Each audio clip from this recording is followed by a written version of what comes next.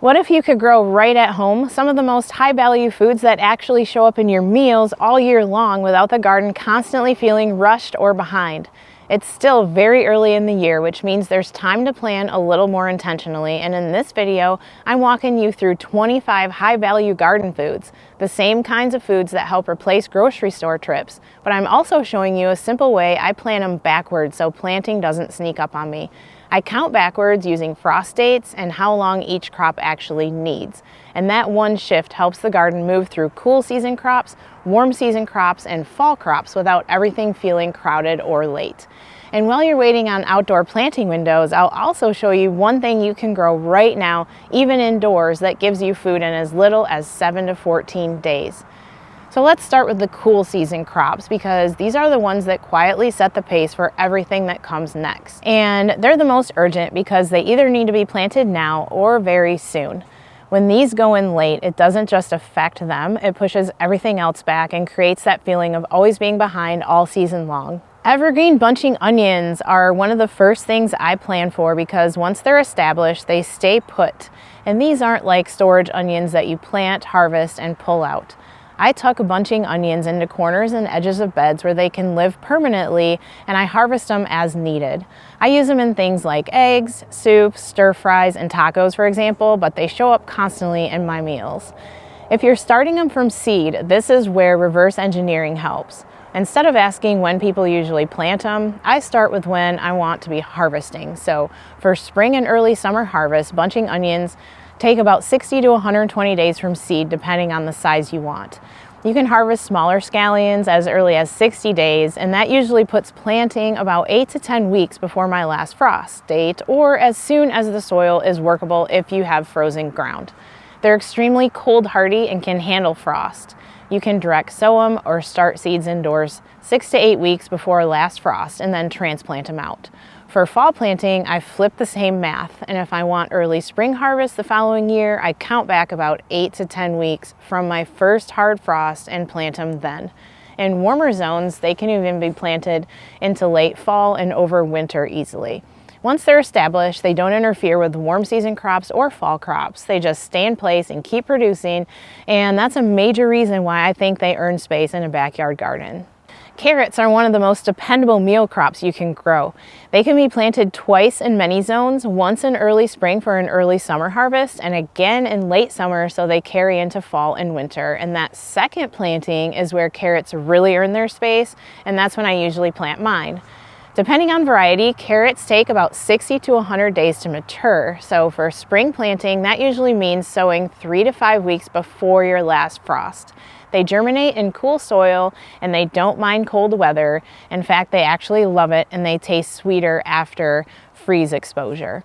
And speaking of varieties, I put a link to a list I made of the proven specific food crop varieties I've grown in my garden through many years, if that would be helpful for you. For fall carrots, I count backward from when growth slows in the fall and make sure they go in early enough to size up before daylight shortens. And that's the key for fall crops, adding at least a couple weeks to the days to maturity because shorter daylight hours slow growth more than cooler temps do. And when planted on time, carrots can sit in the ground and be harvested as needed through the fall and even winter in milder climates. If they don't mature before winter though, they'll continue growth in the spring, and that's when the texture changes and becomes tough in my experience. Blueberries are a long-term high-value crop. They're best planted in early spring or late fall while they're dormant. And once they're established, they produce for years and replace one of the most expensive fruits at the store, especially if you grow varieties native to your area, like in upstate South Carolina here, that would be rabbit eye varieties. They don't follow the same planting calendar as annual crops, but timing still does matter. Planting while they're dormant reduces transplant shock and helps them establish faster. You can reverse engineer in terms of years, however, because the older the plant you get, the sooner it's going to produce. They're at least 3 years old before they produce at their peak. Blueberries freeze well, which turns a short harvest window into months of use. That's major value in even a smaller garden, as they can also be grown in containers. Next up are beets, and they're a crop I plant twice each year. They're direct sown 2 to 4 weeks before the last frost for spring harvest and again in late summer for fall and winter harvests. They take about 50 to 70 days to mature, and the greens can be harvested earlier. Early Wonder Tall Top are especially good for this, as I find the greens to be exceptional and they grow quickly. For fall beets, I count backwards from when daylight shortens, like carrots, and I add at least a couple weeks because growth slows as days get shorter. When they're planted early enough, they store well and they're easy to use over time. Here in Zone 8A, where the ground doesn't freeze solid, the greens die off in the winter, but I can leave the beets in the ground like carrots in the winter and harvest when I need them. Broccoli is labeled as difficult usually, but almost all broccoli problems come down to timing and variety. I like to grow Bell Star because it's more heat tolerant and cold tolerant than others, and each plant produces a large head that can be split into several meal side portions that I like to freeze. So broccoli takes anywhere from 50 to 90 days to mature depending on variety. For spring planting, it needs to be close to maturity before heat arrives, and for late summer planting, it needs time to form heads before the days shorten in the fall. I plan broccoli by deciding when it needs to be finished, then counting backward to find the planting date. Broccoli can be started indoors too to help with the reverse engineering strategy, which I recommend. When that window is right, broccoli becomes a reliable meal crop that freezes well and stretches into winter. Spinach and lettuces are some of the most flexible crops on the calendar.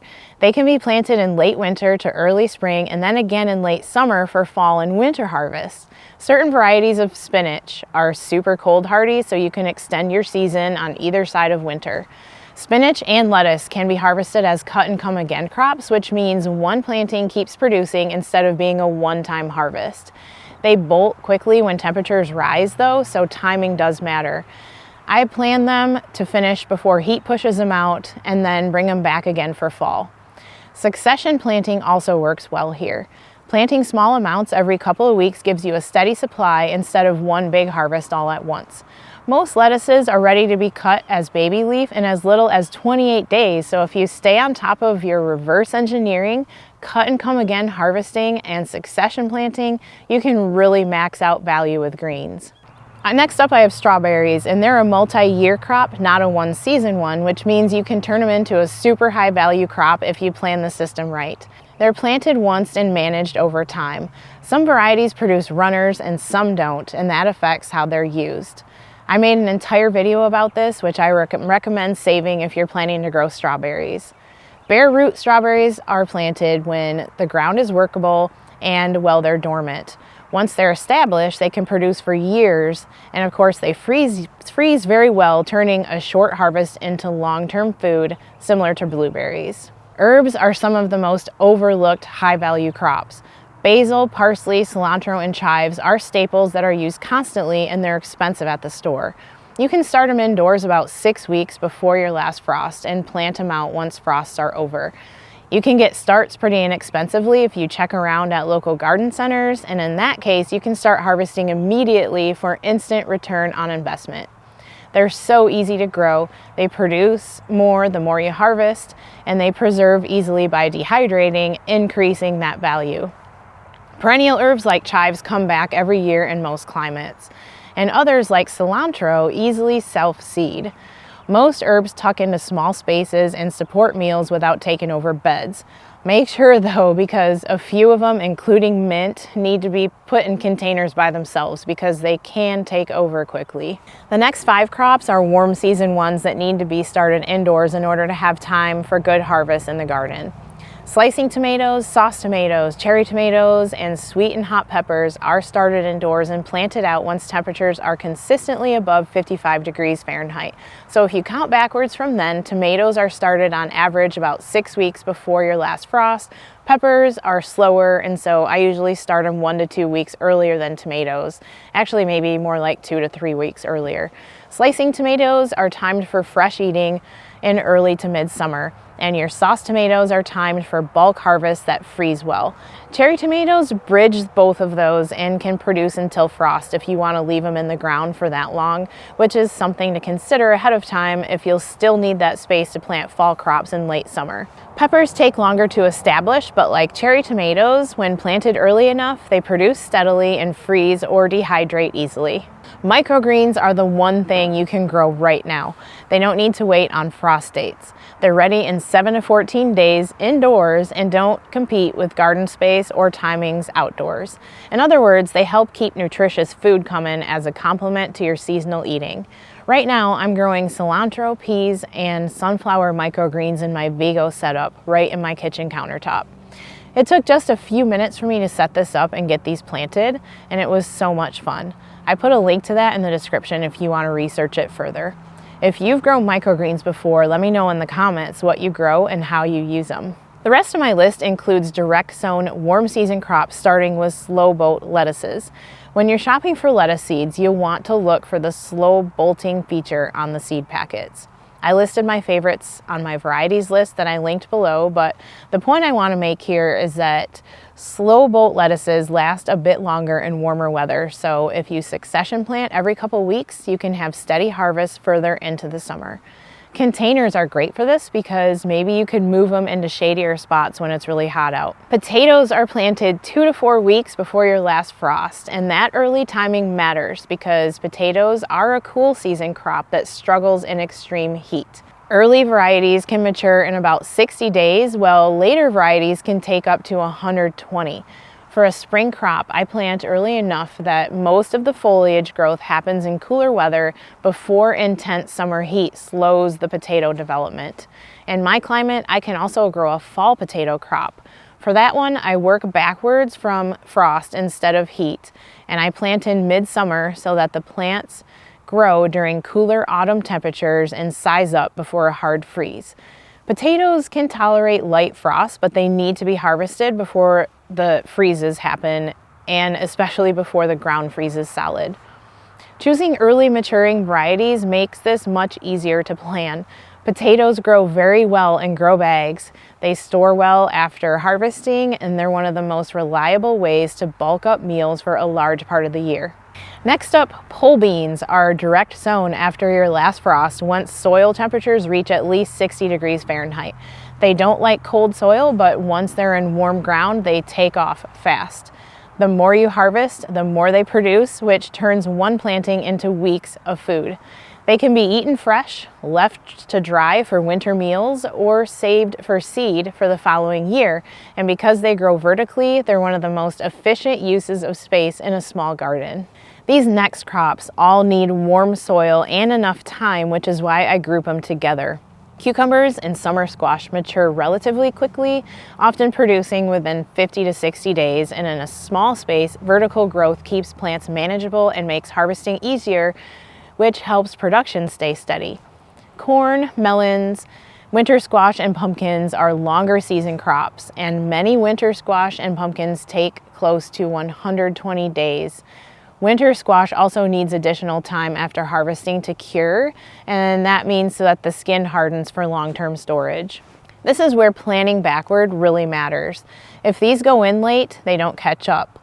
This strategizing is worth it though, because these crops can be stored long-term so easily and you'll be enjoying them in the winter. Choosing compact varieties makes these crops far more realistic in a small garden. Honey patch squash is a good and delicious example that I love because it's a compact one-serving butternut that gives you payoff without overwhelming your space. And finally, garlic is the crop that closes the loop on the garden year. It's planted in fall, grown for 7 to 9 months, depending on variety, and harvested the following summer. It needs to be planted early enough to establish roots before winter, but not so early that it puts on too much top growth. I aim to plant my garlic about 4 to 6 weeks before my first hard frost, and every year that's around mid-October. But I've found that it is better to plant a little bit later than it is to plant a little bit earlier. Once garlic is in the ground, it requires very little attention, and for every clove you plant, you get a full bulb back, and when cured properly, it stores for months. It shows up in almost every meal, which is why I consider it a gateway crop to better eating. So these are the 25 high-value garden foods I plan around because they actually show up in meals. My annual list hasn't changed much because it works. And what makes the difference is placing these crops on the calendar so cool season crops, warm season crops, and fall crops all have time to do their job without everything feeling rushed. In the next video, I'm walking you through 28 proven specific varieties I've grown year after year, and these are ones that perform well, taste good, and fit into a small intentional garden. I'll also link the free guide that goes with that video below, as well as a one-page map if you want something that will support you while you're planning.